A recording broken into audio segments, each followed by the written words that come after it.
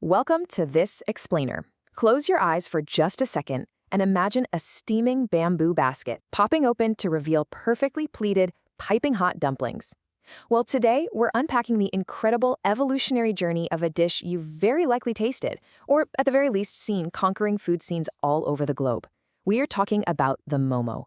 Relying on some really fascinating research from the Smithsonian and anthropologist Mark Leachty, we're going to see how this dish went from a highly specialized mountain survival food to a massively scalable global street food phenomenon.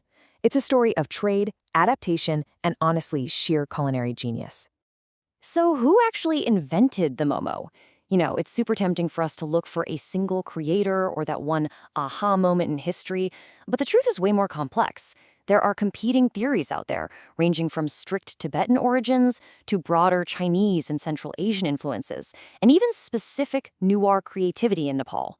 The actual historical consensus? There is literally no single easily identifiable invention event. Instead, this dish is the beautiful product of centuries of deep culinary exchange across the entire Himalayan region.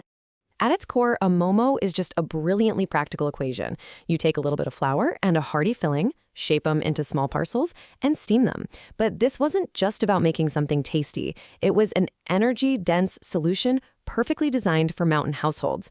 When you're dealing with freezing climates, long-distance treks, and really scarce agricultural land, a steamed dumpling is an incredibly efficient way to maximize your limited resources.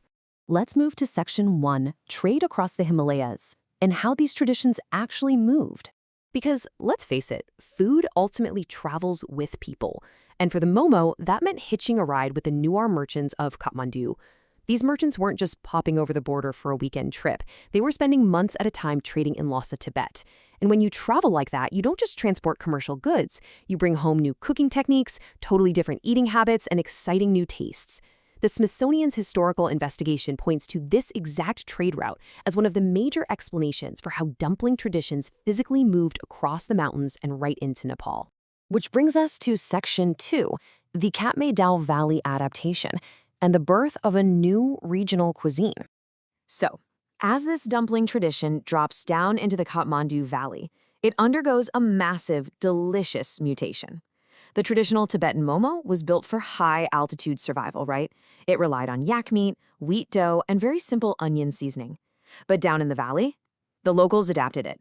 They incorporated buffalo meat, which was abundant in the area, and punched it up with pungent ginger, garlic, and way stronger local spices. Boom.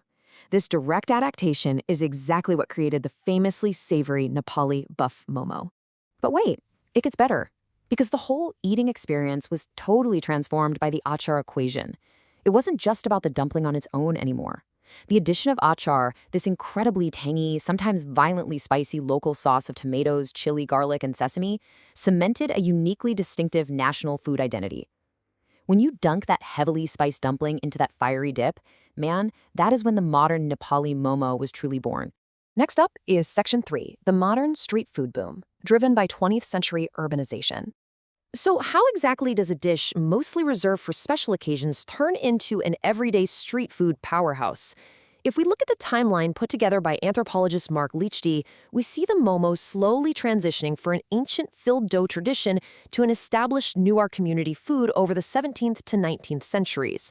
But then, hit the 1970s and 80s, Kathmandu is urbanizing like crazy. Locals are starting to work outside the home, they're commuting, and they desperately need inexpensive, fast-prepared meals. The momo stepped right into that gap, becoming a booming, everyday urban snack.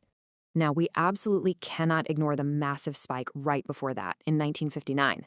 Political upheaval caused a major Tibetan migration into neighboring countries like Nepal and India. And this created a really fascinating cultural feedback loop. To survive in their new homes, Tibetan refugees opened up street stalls and restaurants. This made momos incredibly visible, vastly increased their availability, and deeply embedded them into the broader South Asian food culture. Let's dive into Section 4, Crossing Borders and Diets, where the momo encounters entirely new populations. This is where the momo pulls off an absolute genius culinary pivot. Think about it. If it had remained strictly a meat-filled mountain dish, its market would have been heavily capped.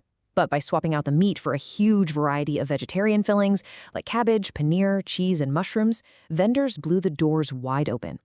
This extreme adaptability is exactly what allowed the highly versatile Momo to successfully conquer the massive vegetarian populations of the Indian plains.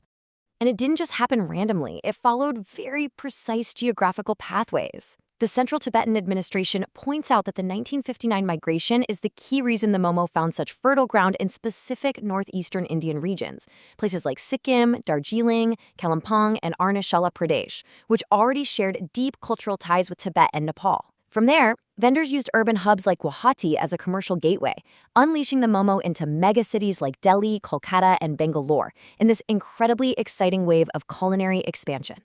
Finally, Section 5, the secret to global success and the actual economics of a scalable food. So what is the actual economic math that made this a highly scalable everyday staple? Well, it's basically the perfect street food formula. You've got cheap, basic ingredients. You prep the dough and the bulk filling in advance. A single person can fold hundreds of these things rapidly. You toss them in a steamer to cook in large batches all at once. And the result? Super fast, portion-controlled sales. Whether a customer wants 6 pieces or, let's be real, an entire plate of 12 all to themselves, it's incredibly easy to serve. This workflow makes the Momo an absolute dream for street vendors who need to scale quickly while keeping profit margins high. But, beyond the cold, hard street food economics, there's a wonderfully warm human element to all of this. Prepping a giant batch of momos is traditionally a collective family activity. You're rolling, filling, folding, steaming, and eating all together. That shared social ritual gives the dish immense versatility. It allows the momo to exist as a quick street food, a sit-down restaurant staple, and a vibrant festival highlight. But at its absolute core, it's an intimate family comfort food. Ultimately, to wrap up this explainer, the story of the Momo is really a story about how food refuses to sit still. It is not the product of a single inventor in a single moment. It is the rich, complex product of ancient global networks, merchant trade, refugee resilience, and constant, brilliant adaptation. Cuisines rarely respect modern political boundaries, and that leaves us with a pretty fascinating question to ponder. How many of your own favorite local street foods are actually the hidden result of centuries of cross-border migration, trade, and cultural evolution? Thanks so much for joining me on this explainer, and as always, keep staying curious.